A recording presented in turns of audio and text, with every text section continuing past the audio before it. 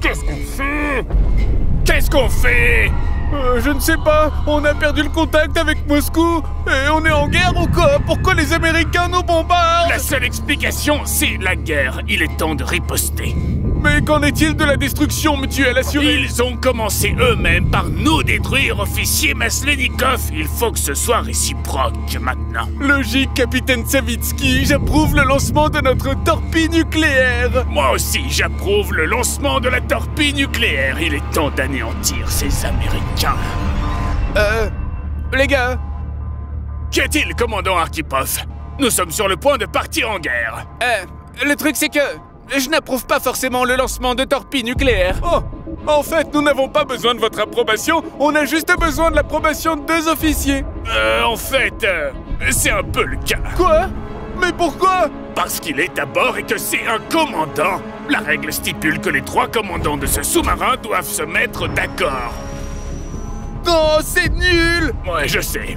Bon, camarades, moi, tout ce que je dis, c'est que il faut en discuter sérieusement. On devrait pas se précipiter sur le nucléaire. Et pourquoi? Eh bien, parce que si on se trompe, on sera sur le point de déclencher une guerre nucléaire, de tuer des millions de personnes et mettre fin au monde. Ouais, mais je veux dire, je pense peut-être qu'on devrait en discuter parler une minute avant de mettre fin au monde, quelque chose comme ça, non? Ok, très bien, camarades. Rappelons simplement les faits. Car si on est déjà en guerre et qu'on n'attaque pas assez vite, alors c'est vous qui serez responsable de la ruine de l'Union soviétique. Est-ce que c'est compris? Oui. Les Russes ont-ils déjà montré leur visage? Non, messieurs, ils sont toujours submergés. Eh bien, il ferait mieux de sortir bientôt pour qu'on puisse tous... Enfin, vous savez... Vous voyez ce que je veux dire? Non, monsieur, je dois avouer que vous êtes particulièrement vague. Un peu comme si vous essayiez de créer du suspense, vous voyez? Vous êtes le petit drôle dans les soirées, vous. Bon, d'accord. Preuve que nous sommes en guerre numéro 1. Il y a des destroyers de la marine américaine qui nous lancent littéralement des bombes en cet instant même.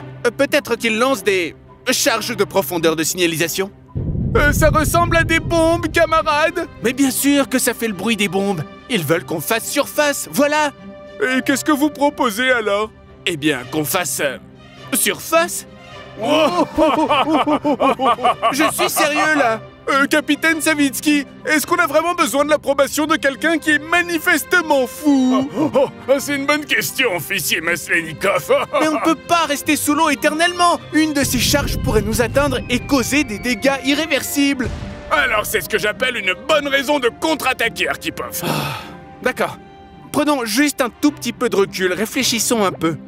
Je vous propose de réfléchir un tout petit peu à ce qu'on est en train de dire là maintenant. C'est plutôt facile, on dit qu'on lance des torpilles. Et le début de la 3e guerre mondiale. Qui a peut-être déjà commencé. Mais on ne peut pas le savoir avec certitude. Exactement, attends, non? Allez droit au but, Arkhipov. Ou est-ce que je devrais vous rappeler que je suis toujours le capitaine ici? Bon, ce que je veux dire, c'est que c'est pas la première fois qu'on risque de se faire exploser. La 3e guerre mondiale a déjà failli éclater à plusieurs reprises. Ah oui? Monsieur le Président, John Paul Kennedy? Oh oui, qu'y a-t-il? Les Soviétiques ont des armes nucléaires à Cuba. Ah, mince! Savent-ils que nous savons? Non. Pour l'instant, ils ne savent pas que nous savons qu'ils savent que... Attendez, oui, c'est... Arrêtez ça tout de suite! Vous avez 3 options, monsieur. Première option, essayez de vous entendre avec Khrouchtchev et Castro. Conclure un marché? Allez dîner avec quelqu'un? Oh, diable tout ça! Très bien, c'est noté. Option numéro 2, nous attaquons et envahissons Cuba. Alors, nous partons en guerre contre les Soviétiques qui ont des armes nucléaires à nos portes. Cela me fait penser à une spirale apocalyptique. Plus ou moins, oui. C'est ça. Je peux paraître peu original, mais au diable cela aussi.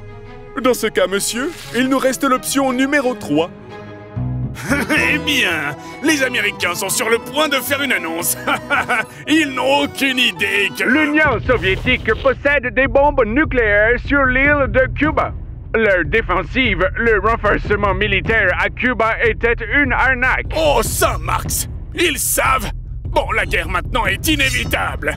Préparez les missiles et les avions. Attaquons en premier, avant qu'ils... Cependant, nous n'attaquerons pas. Nous mettons l'île en quarantaine.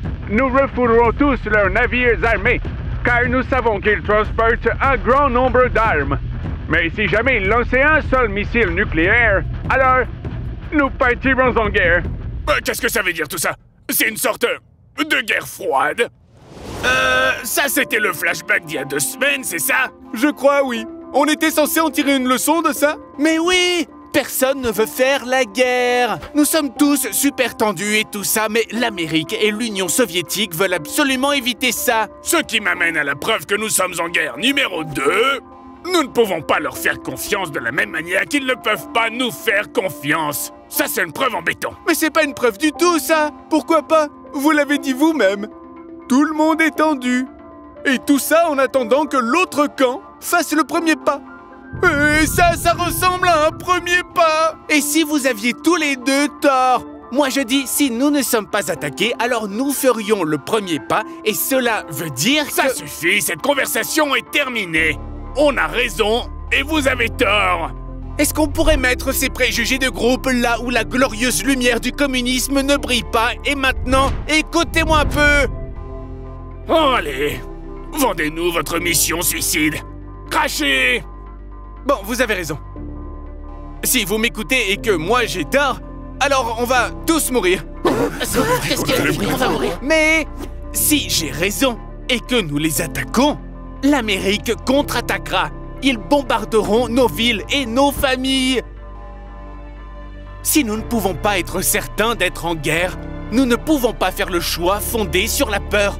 Que l'histoire se souvienne de moi comme d'un traître si j'ai tort. Mais je préfère amplement donner ma vie plutôt que de risquer notre patrie. Oh, mais qu'est-ce qui leur prend autant de temps? Il ferait mieux de se dépêcher pour qu'on puisse... vous savez. Oui.